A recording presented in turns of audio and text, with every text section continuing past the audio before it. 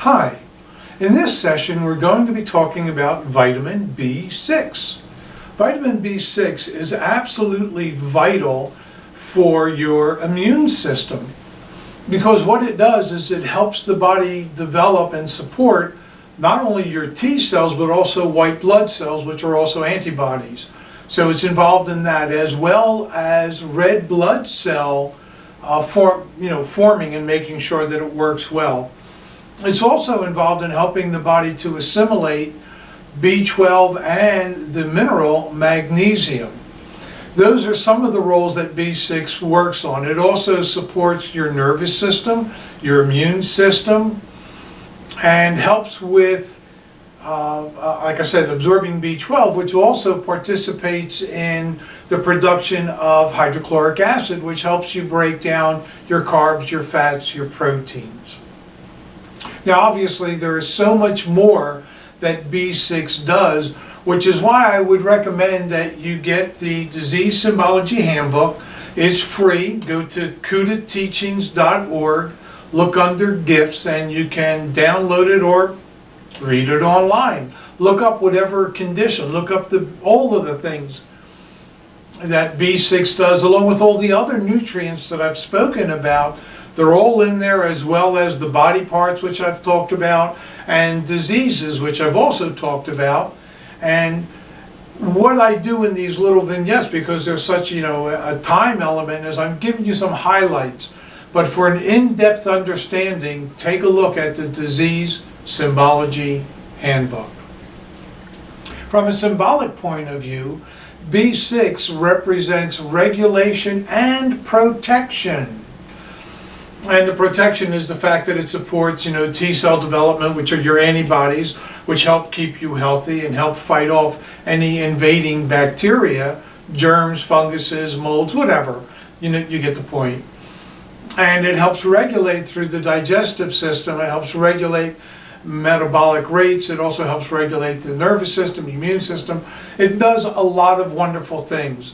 So, but symbolically, and here's another note about B6. You should never take more than 500 milligrams on a continual long-term basis. It has been known to create nerve damage. So I just wanted to throw that in there.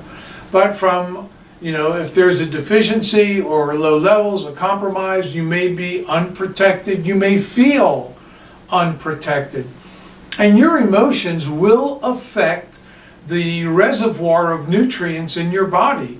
Remember, your mind runs your brain runs your body.